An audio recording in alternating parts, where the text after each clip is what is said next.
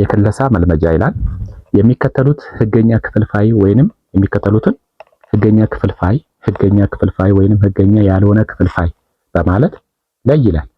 ይሄ ህገኛ ክፍልፋይ ነው አይደለም። ምክንያቱም ህገኛ ክፍልፋይ ማለት ሀ ለኛ ላይ ሀ ያንሳል ከለሚሆን ከሆነ ነው። ከላይ ያለው ላዕሉ የሚያንስ ከሆነ ለምሳሌ 1 2ኛ 3 4ኛ 7 9ኛ ብንል ከላይ ያሉት ላዕሉ በጣም ትንሽ ነው ማለት ከታህቱ ያንሳል። በዛን ጊዜ ህገኛ ክፍልፋይ ይሆናል። ስለዚህ ይሄ ህገኛ ያልሆነ ክፍልፋይ ነው። ይሄኛው ደግሞ ህገኛ የሆነ ነው። ለምን? 2 ከ3 ስለሚያንስ ህገኛ ክፍልፋይ ነው። ይሄ 4 ከ3 ስለሚበልጥ ህገኛ ያልሆነ ክፍልፋይ ነው። ይሄ 3 እኩል ይሆናል 3። ይሄ ህገኛ ያልሆነ ክፍልፋይ ነው። ለምን?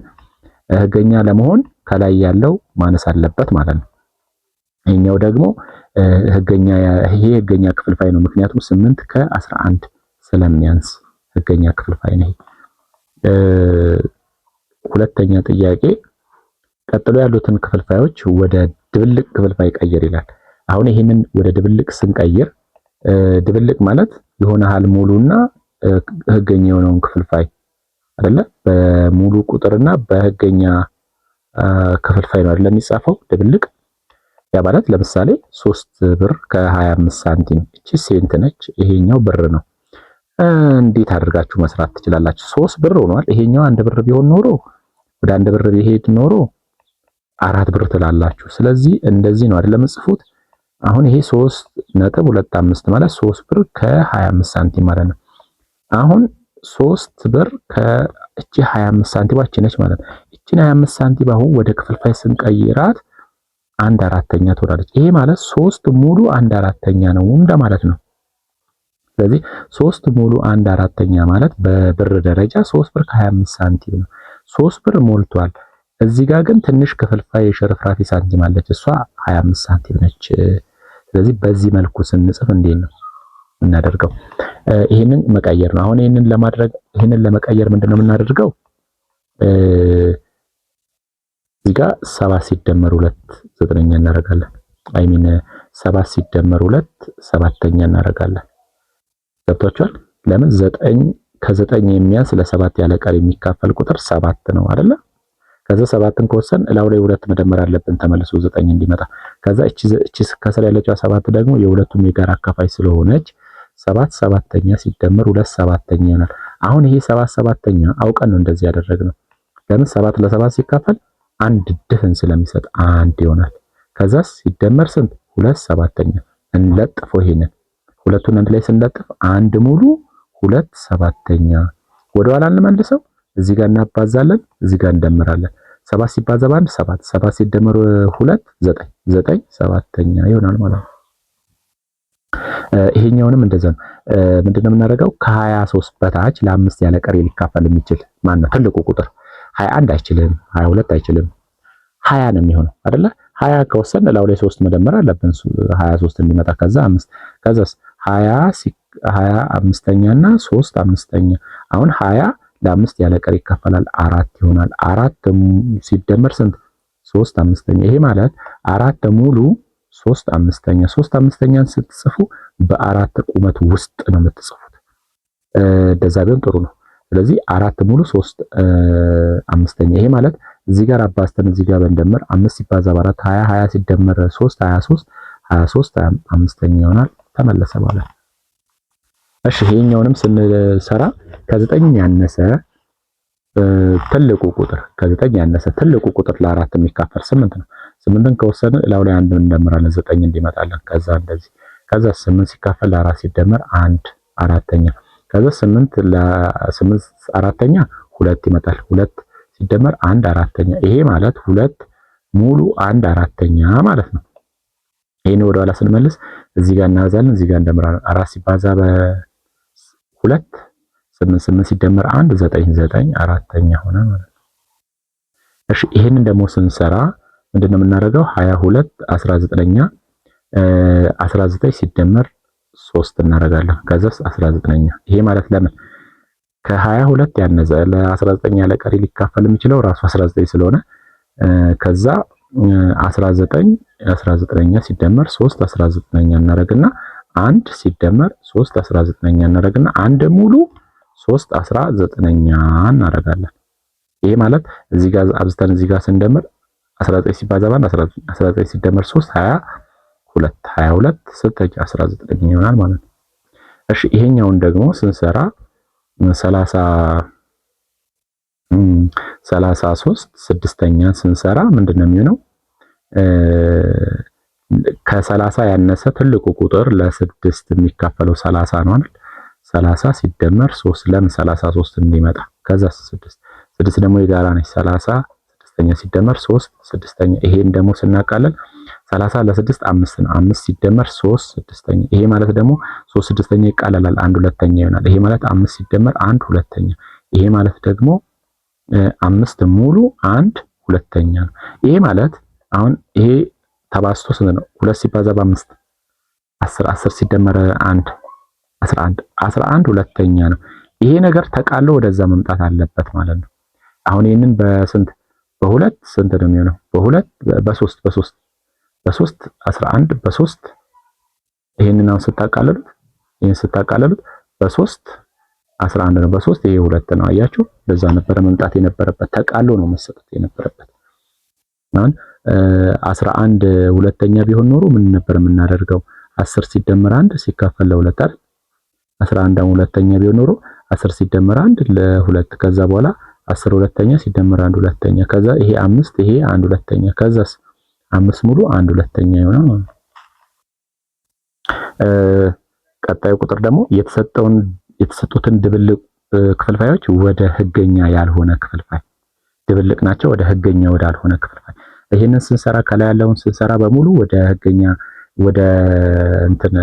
ወዳልሆነ ክፍልፋይ እየቀየርን ነበረ መልሰን ማለት ነው። አሁን ምንድነው የምናደርገው? እዚህ ጋር አብዝቶ እዚህ ጋር መደመር ነው። ከዛ 4 በ1 4 ሲደመር 3 7 ስለዚህ 7 አራተኛ። ያው ታህቱ አይቀየርም። በቃ አንድ ቀመር ልንገራችሁ፣ ታህቱ አይቀየርም። እዚህ ጋር ታበዛላችሁ 24 ላይ እዚህ ጋር 24 ላይ 6 30 38ኛ።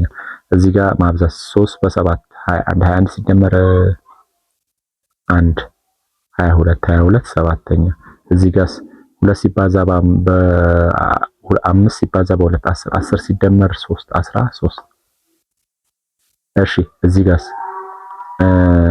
11 ሲባዛ በ5 55 ላይ 9 64 ይሄ 64 11ኛ 64 11ኛ ነው። ቀጥሎ ያሉትን ክፍልፋዮች ደምር ይላል። እዚህ ጋር መደመር ነው። ይሄ መደመር ነው። ምንድነው የምናደርገው? የጋራ ዝም ብለን ማባዛት ነው። 3 ለ2 ስለማይችል የጋራ 2 ማባዛት ነው። 6 እንወስዳለን። 6 ለ3 2 2 በ2 4 6 በ6 ለ2 3 3 ሲባዛ በ1 3 ስለዚህ ስንት ሆነ? 7 ስድስተኛ ሆነ ማለት ነው። እሺ ይሄኛው ደግሞ ይሄንንም እንደዛው 4 ለ3 ስለማይችል 12 የሁለቱን ብዜት እንወስዳለን። 12 ለ4 3 3 በ3 9 ሲደመር 12 ለ3 4 4 ሲባዛ በ5 20 ይሄ ስንት ሆነ? 29 12ኛ። እሺ ይሄም 7 ለ5 ስለማይችል ማባዛት ነው የሚሆነው ማለት ነው። ይሄ ስንት ሆነ? 35 35 ለ5 7 7 በ5 35 ሲደመር 35 ለ7 5 5 ሲባዛ በ4 20 ስንት ሆነ? 55 35ኛ። ይሄ ይቃለላል። ለ5 11 ነው፣ ለ5 7 ነው። ስለዚህ 11 7ኛ ሆኖ ይቃለላል ማለት ነው። ይሄኛውን ደግሞ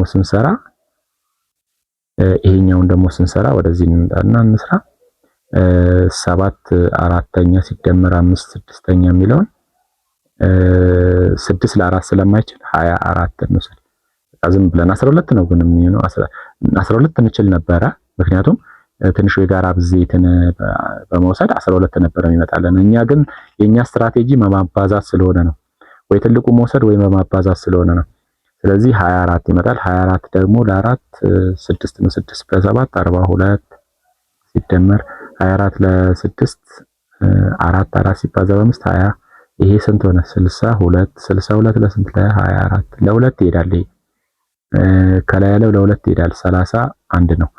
ከታች ያለው ለ2 12 ስለዚህ መልሱ ስንት ይሆናል? 31 12። ሜቢ ስፈጥን ልሳሳት እችላለሁ እናንተ ስህተት ያለበት ቦታ እያያችሁ ስሩ።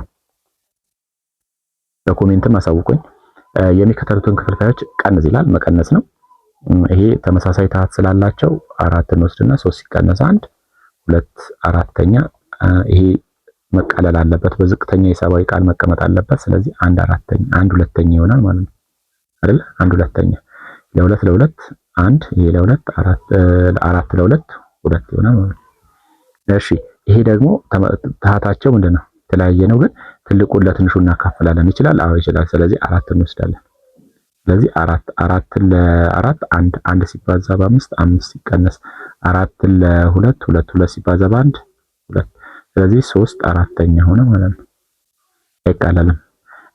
ይሄኛውን ደግሞ 7 እንወስዳለን። 7 ለ5 አይችልም። ስለዚህ ማባዛት ነው ማለት ነው። 35 ለ5 7 7 በ5 35 35 ለ7 5 5 በ4 20።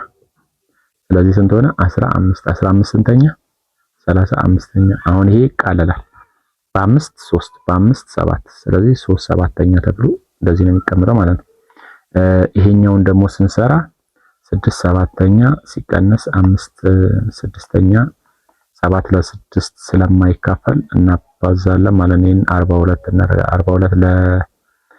42 ለ7 6 6 በ6 36 ሲቀነስ 42 ለ6 7 7 በ5 35 ይሄ 1 42ኛ ይሆናል ማለት ነው።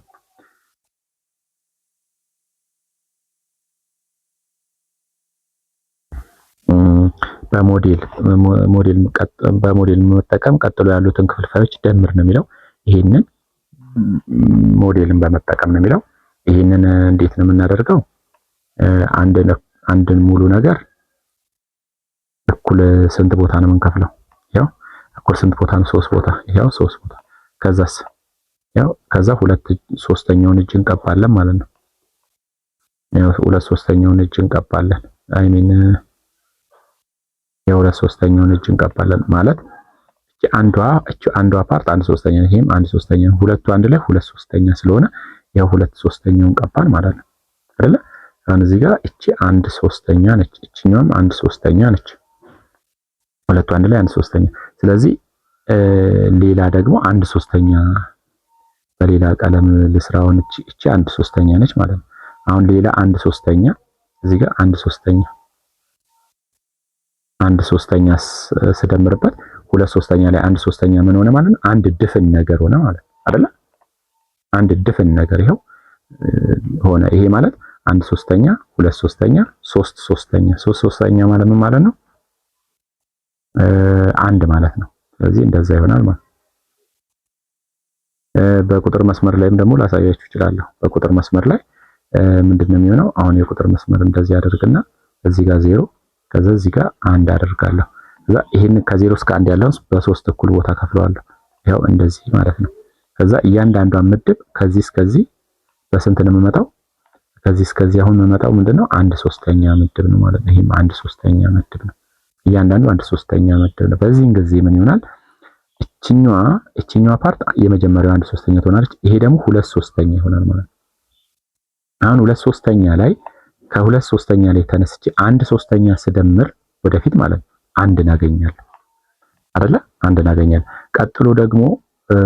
ቀጥሎ ያለውን ጥያቄ እንደዛው በእንትን ልስራላችሁ፣ በቁጥር መስመር ልስራላችሁ። ይሄንን ሁለተኛውን ጥያቄም በቁጥር መስመር እዚህ ጋር 0 አለ የሚለን ምንድነው? 1/4ኛ ላይ 1/2ኛ መደመር ይላል። ስለዚህ አሁን እነኚህን በሞዴል ለማሳየት የግድ ማመሳሰል አለብን ታሃታቸውን።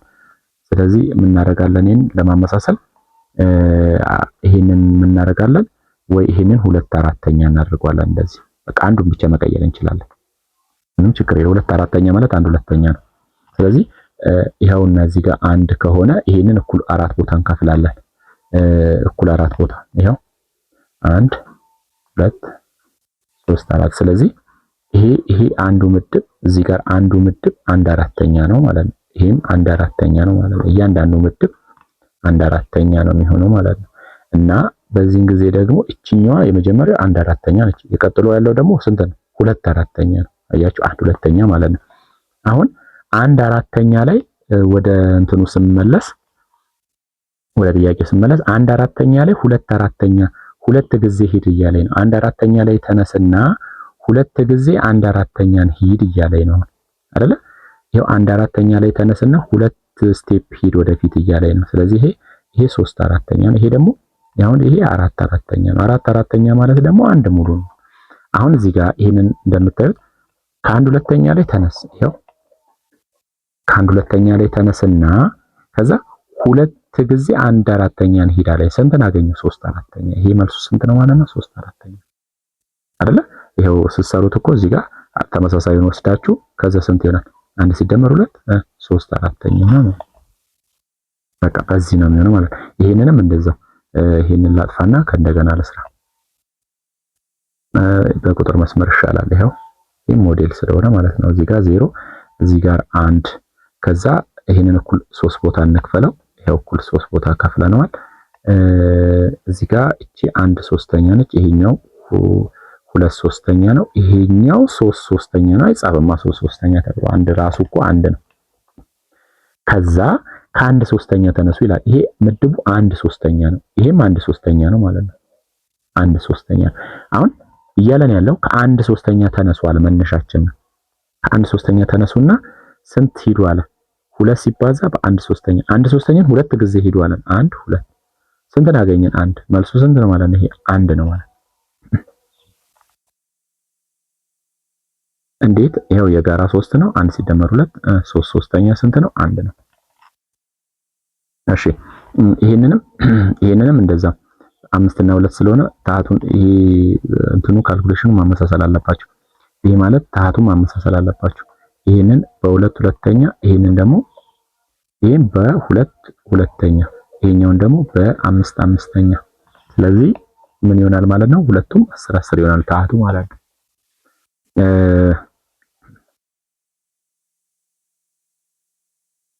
እሺ ስንቀይረው በ2 ሁለተኛ ስናበዛው 4 10ኛ ይሆናል ሲደመር 5 10ኛ ማለት ነው አይደለ? ስለዚህ በቁጥር መስመር ላይ እና እዚህ ጋር 0 እዚህ ጋር ደግሞ 1 እናደርግና አሁን ምንድነው የምናደርገው? እያንዳንዱ ምድብ 1 10ኛ ነው የሚሆነው አይደለ? ስለዚህ 1 2 3 4 5 6 7 8 9 እያንዳንዱ አሁን ይሄ ማለት እያንዳንዱ ምድብ እቺ 1 10ኛ ምድብ ነች ማለት ነው። ስለዚህ 1 10ኛ 1 10ኛ 1 10ኛ 1 10ኛ እያልን የምንሄደው ማለት ነው። ያንን ያዙልኝ። አሁን እቺ ምድብ 1 10ኛ ነች። ስለዚህ እቺ ምድብ ነች የምትደጋግመው። አሁን እንትን እንዳትሉኝ ቅር እንዳይላችሁ ነው።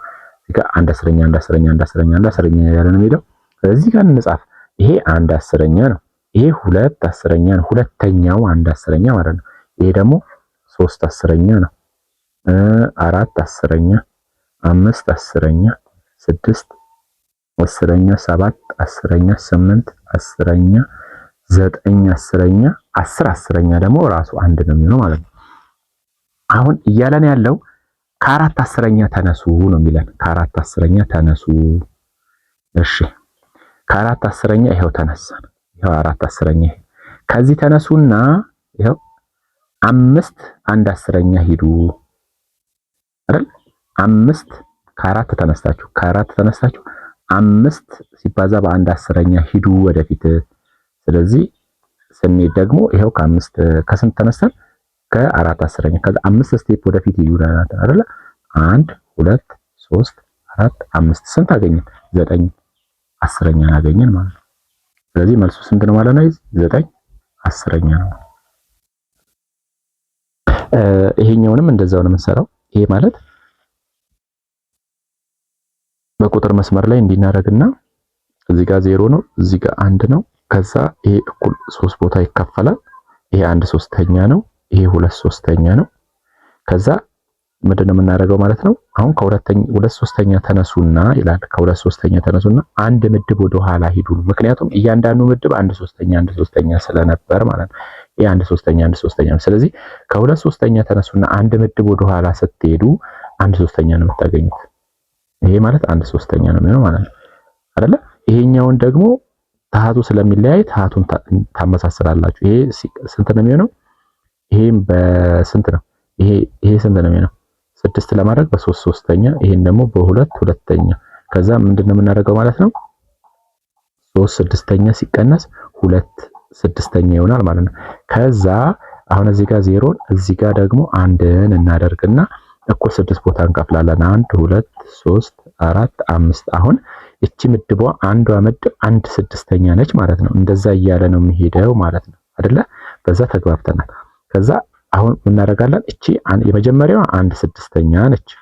ሁለተኛው 2 ስድስተኛ ነው። ሶስተኛው 3 ስድስተኛ፣ 4 ስድስተኛ፣ 5 ስድስተኛ ይልና መጨረሻው ደግሞ 6 ስድስተኛው አንድ ነው የሚሆነው ማለት ነው። አሁን ወደ ስራው ስንገባ ከ3 ስድስተኛ ተነሱ ይላል። ይሄው 3 ስድስተኛ። ከ3 ስድስተኛ ተነሱና ወደ ኋላ 2 ስድስተኛ፣ ሁለት ጊዜ ወደ ኋላ ሄዱ። 1 2 ወደ ኋላ ስንሄድ 1 ስድስት። ይሄው አያችሁ እዚህ ጋር ነው የምናገኘው ማለት ወደ ኋላ ስንሄድ ይሄው 1 2 አይደለ? ስለዚህ 1 ስድስተኛ ነው መልሱ። እንደዛ ነው የሚሆነው። የጋራ 6 ወስደን ከ3 ላይ 2 1 ስድስተኛ ነው የሚሆነው ማለት ነው። ይሄ ማለት ደግሞ ምንድነው? ይሄ ከሁለት ሙሉ 1 ሶስተኛ ነው የሚለን። ያው ላይ 2 ሶስተኛ መቀነስ ይላል። አሁን ይሄንንም እንዴት ነው የምናደርገው? እዚህ ጋር ይሄንን 0 እዚህ ጋር 1 እናደርግና እዚህ ጋር 2 እናደርጋለን። ከዛ 1 ሶስተኛ ከሁለት ይሄ ከሁለት በላይ ነው፣ ከአንድ በላይ ነው። እዚህ ጋር ቆይ እንደዚህ እናደርግ። እዚህ ጋር 0 እዚህ ጋር 1 እዚህ ጋር ደግሞ 2 እናደርጋለን።